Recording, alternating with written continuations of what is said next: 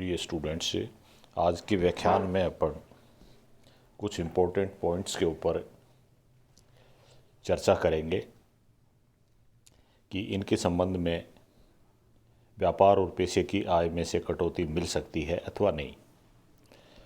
ये जो लेसन है अपना व्यापार और पेशे की आय, इनकम फ्रॉम बिजनेस और प्रोफेशन, इसकी आपको इनकम टैक्स के पॉइंट ऑफ व्यू से कर योग्य आय जिसके ऊपर कर लगना है उस आय की गणना करनी है। और उस आय की गणना आप तभी कर सकते हैं जब आय में से कुछ डिडक्टेबल एक्सपेंसेज या हानियाँ जो डिडक्टेबल हैं, जिनके बारे में कहा गया है, चाहे वो किसी भी तरह से कहा गया हो, स्पष्ट रूप से कहा गया हो या व्यापार के सामान्य सिद्धांतों के आधार पर, तो उनकी अपने को आय में से छूट देनी होती है, उन खर्चों को घटाना होता है। आज ऐसे ही कुछ खर्चे हैं जो अपन प्रश्न करते हैं तो बार बार अपने सामने आते हैं कि उसके संबंध में क्या व्यवहार किया जाए, क्या लेखा किया जाए। उन बिंदुओं के ऊपर आज अपन चर्चा कर रहे हैं। सबसे पहले आ रहा है कि मृत कर्मचारी की विधवा को अगर पेंशन दी जाए, मृत कर्मचारी की विधवा को पेंशन दी जाए तो ऐसी स्थिति में क्या ये खर्चा स्वीकृत होगा। तो इसके संबंध में नियम ये है कि ऐसी जो पेंशन है वो स्वीकृत वे नहीं है, क्योंकि ऐसी राशि किसी प्रेम या सहानुभूति के कारण दी गई मानी जाती है। सामान्य रूप से निजी संस्थाएं पेंशन नहीं देती हैं। यदि फर्म कोई ऐसी फर्म हो जो सभी मृत कर्मचारियों की विधवाओं को पेंशन देती है, ऐसी कोई फर्म हो जिसने एक नियम बना रखा है कि सभी मृत कर्मचारियों की विधवा को पेंशन देनी है, तो ऐसा वे स्वीकृत भी हो सकता है अगर एक सामान्य नियम बना हुआ। लेकिन वैसे ही किसी एक को अगर विधवा पेंशन दे दी तो वो स्वीकृत वे नहीं होगा। फिर दूसरा आता है चुंगी नियमों का उल्लंघन करने के परिणाम स्वरूप। चुंगी वैसे चुंगी पहले चलती थी, लेकिन ये नाम बुक्स में अब भी चल रहा है चुंगी, और चुंगी को कहते हैं ऑक्ट्रॉय, OCTROI। चुंगी एक खर्चा होता है तो जो व्यापारी को माल के संबंध में चुकाना होता है। चुंगी नियमों का उल्लंघन करने के परिणाम स्वरूप चुंगी अधिकारियों द्वारा लगाए गए दंड से बचने हेतु मुकदमा लड़ने के कानूनी खर्चे। पहले तो चुंगी नियमों का उल्लंघन किया और फिर उस दंड से बचने के लिए मुकदमा जो हुआ, उसको मुकदमे को करने के या मुकदमे को लड़ने के जो लीगल एक्सपेंसेज हुई हैं उनकी अपन छूट दें कि नहीं दें। तो इसके बारे में ये स्पष्ट है कि नियमों का उल्लंघन करना अवैधानिक कार्य है और अवैधानिक कार्यों की छूट नहीं दी जा सकती। तो ऐसे जो कानूनी व्यय हैं वो अस्वीकृत होंगे, क्योंकि चुंगी नियमों का जानबूझ के उल्लंघन किया गया है। तो इस संबंध में अब कोई कानूनी व्यय होंगे वो व्यापार की सामान्य प्रगति के दौरान किए हुए नहीं माने जाएंगे। ये सेकंड पॉइंट हुआ। इसी तरह से एक अगला पॉइंट आ सकता है, करदाता के व्यापार चिन्ह, ट्रेडमार्क होता है। करदाता के व्यापार चिन्ह या ट्रेडमार्क का दुरुपयोग करने वाले व्यक्ति के विरुद्ध किसी ने ट्रेडमार्क का दुरुपयोग किया, उल्लंघन किया, और उसके विरुद्ध चलाए गए सफल अभियोग पर किया गया व्यय। अभियोग होता है एक तरह से उसके ऊपर चलाया गया केस, उसके ऊपर केस चलाया गया और फिर उसके ऊपर खर्चा किया गया। उसने अपने व्यापार या व्यापारी के व्यापार के किसी व्यापार चिन्ह का दुरुपयोग किया, तो ये खर्चा अलाउएबल करें कि नहीं करें। तो इसके संबंध में आपको ये समझना है कि व्यापारिक चिन्ह का दुरुपयोग करने वाले व्यक्ति के विरुद्ध चलाया गया सफल अभियोग के वे स्वीकृत होते हैं, क्योंकि ऐसा व्यापार में करना पड़ता है। ऐसे वे व्यापारिक संपत्ति को बनाए रखने से संबंधित हैं तथा व्यापार की साधारण प्रगति में नॉर्मल कोर्स में किए जाते हैं, तो इसलिए इस वे की छूट मिल जाएगी।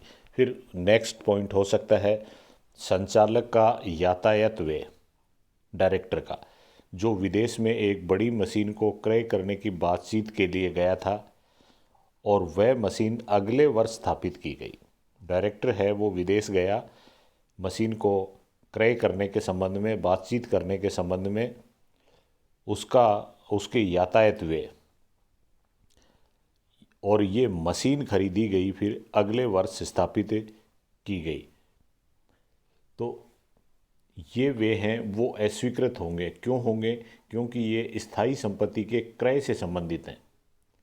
स्थायी संपत्ति को खरीदने के संबंध में वे किए गए हैं, ये वे पूंजीगत माने जाएंगे और स्थायी संपत्ति की लागत में शामिल होंगे और फिर बाद में इसके ऊपर डेप्रिसिएशन मिलता है। तो इस बात को आप लोगों को अच्छे से समझ लेनी है।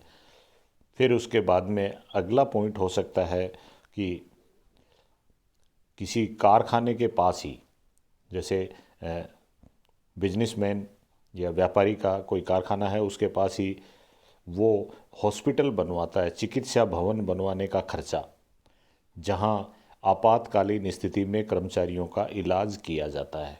फैक्ट्री के पास में ही वो हॉस्पिटल बनवाता है, उसके ऊपर खर्चा किया गया और वो इसलिए किया गया, भवन इसलिए बनाया कि आपातकालीन स्थिति में कर्मचारियों का इलाज करवाया जाए। तो इस संबंध में नियम ये होता है कि कारखाना बनवाया, इससे स्थायी संपत्ति का निर्माण किया गया और स्थायी संपत्ति का निर्माण किया गया, तो ये पूंजीगत प्रकृति के वे हो गए। पूंजीगत प्रकृति के वे की आय में से छूट नहीं दी जाती है। पूंजीगत प्रकृति के जितने भी वे होते हैं उस संबंध में डेप्रिसिएशन की छूट मिल सकती है, तो ये ध्यान रखें आप। नेक्स्ट पॉइंट है साझेदारी संलेख लिखवाने के लिए, पार्टनरशिप डीड लिखवाने के लिए एक वकील को फीस दी गई। साझेदारी संलेख लिखवाया गया, एक वकील को फीस दी गई। साझेदारी संलेख लिखवाने के लिए वकील को जो फीस दी गई है वो अस्वीकृत व्यय है, क्योंकि यह एक पूंजीगत व्यय है, तो इसकी छूट नहीं दी जाएगी। फिर उसके बाद में अगला पॉइंट हो सकता है कर्मचारी को निर्धारित अवधि से पूर्व ही नौकरी से हटाए जाने के परिणाम स्वरूप दी गई क्षतिपूर्ति। किसी कर्मचारी को उसकी सेवानिवृत्ति का जो समय होता है उससे पहले ही अगर नौकरी से हटा दिया जाता है तो कर्मचारी को नियोक्ता या व्यापारी को क्षतिपूर्ति देनी पड़ सकती है। तो यहाँ पर पॉइंट ये है कि कर्मचारी को निर्धारित अवधि से पूर्व ही नौकरी से हटा दिया और उसकी वजह से नियोक्ता को या व्यापारी को क्षतिपूर्ति देनी पड़ी। क्या क्षतिपूर्ति जो दी गई है उस खर्चे की अपने क्या छूट दे दें, क्या ये अलाउएबल एक्सपेंसेज है? तो ये जो क्षतिपूर्ति कर्मचारी को की गई है वो स्वीकृत खर्चा है। ऐसा वे व्यापार की सामान्य प्रगति के दौरान किया गया समझा जाता है। ऐसी क्षतिपूर्ति, क्योंकि व्यापारी को कर्मचारी को हटाना व्यापार के हित में था और उसको हटा दिया। हटाने के परिणाम स्वरूप जो हर्जाना देना पड़ा है वो डिडक्टेबल एक्सपेंसेज में आएगा। फिर अगला पॉइंट है चुंगी अधिकारियों को प्रतिबंधित माल के आयात करने पर दिया गया जुर्माना। ऐसे व्यापार से काफ़ी लाभ होता है, यानी ऐसे व्यापार से लाभ तो होता है, लेकिन चुंगी अधिकारियों को ये ऐसा माल था, वो प्रतिबंधित माल है, आयात करने के लिए प्रोहिबिटेड था, रेस्ट्रिक्टेड था, आयात नहीं करना था, उसने आयात किया और प्रतिबंधित माल के आयात करने के कारण उसको पेनल्टी देनी पड़ी, जुर्माना देना पड़ा। तो क्या इसकी अपने छूट दें तो प्रतिबंधित माल है, गवर्नमेंट ने प्रतिबंधित कर रखा है, इसलिए इस माल को आयात करना ही नहीं चाहिए था। ये असंवैधानिक कार्य है, अतः इस खर्चे की छूट नहीं दी जाएगी। अगला खर्चा है एक व्यक्ति को उसकी ख्याति का प्रयोग करने के लिए दी गई रकम, जिसकी गणना विक्रय के एक निश्चित प्रतिशत के हिसाब से की जाती है। एक व्यक्ति को उसकी ख्याति का उपयोग करने के लिए, किसी अन्य व्यक्ति की ख्याति का व्यापारी ने उपयोग किया और उपयोग करने के एवज में उसने विक्रय पर एक निश्चित प्रतिशत की राशि उस व्यक्ति को भुगतान करी। क्या ये खर्चा डिडक्टेबल होगा?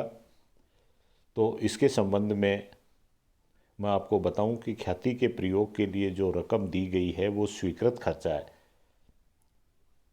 भले ही वो विक्रय के प्रतिशत के रूप में दिया गया हो, क्योंकि व्यापारी ने ख्याति का उपयोग किया है और ये व्यापार की सामान्य प्रकृति में किया गया वे है, तो इसलिए इसकी छूट मिल जाएगी। और फिर नेक्स्ट है, ऐसे व्यापारिक संबंधों को समाप्त करने के लिए किए गए वे जिनसे भविष्य में हानि होने की संभावना है। ऐसे व्यापारिक संबंधों को, कोई व्यापारिक संबंध थे, उनको समाप्त करना अब ज़रूरी है क्योंकि भविष्य में हानि होने की संभावना है। ऐसे संबंधों को समाप्त करने के संबंध में अगर कोई व्यय किया गया है तो ये माना जाएगा कि वो व्यापार के हित में काम किया गया और व्यापार की सामान्य प्रगति में किया गया, इसलिए वो स्वीकृत व्यय है। नेक्स्ट खर्चा हो सकता है प्रतिभूति लेन देन कर। प्रतिभूति, अंश और डिबेंचर से प्रतिभूतियों में शामिल होते हैं, बॉन्ड्स होते हैं। इन प्रतिभूतियों का लेन देन होता है, क्रय विक्रय होता है, और इसके संबंध में अगर प्रतिभूति लेन देन पर कोई कर चुकाया गया हो तो ये व्यापार अथवा पेशे की आय में से घटा दिया जाता है, क्योंकि प्रतिभूतियों का लेन देन है वो व्यापारी ने व्यापार की सामान्य प्रगति में किया है। फिर वस्तु लेन देन कर, वस्तुओं का लेन देन के ऊपर अगर कर है तो ये भी व्यापार और पेशे की आय में से घटाया जाने वाला कर है।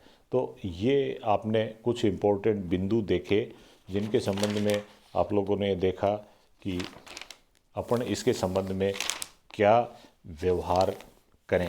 तो ये नियमानुसार आप लोगों ने देखा। उसके बाद में कुछ अगले व्याख्यान में अपन इसी तरह के कुछ पॉइंट्स की और चर्चा करेंगे, और मैं रोज़ आप लोगों को कहता रहता हूँ, आपसे अपेक्षा है कि आप इस बुक की व्यापार और पेशे वाले चैप्टर की थ्योरी और उदाहरण साथ साथ देखते रहें। ये कोई एक दिन का मामला नहीं है, अध्ययन एक नियमित प्रक्रिया है, इसलिए आप लोग अपने हित को अगर सर्वोपरि रखना चाहते हो तो नियमित रूप से आप अध्ययन कंटिन्यू रखें। Thank you.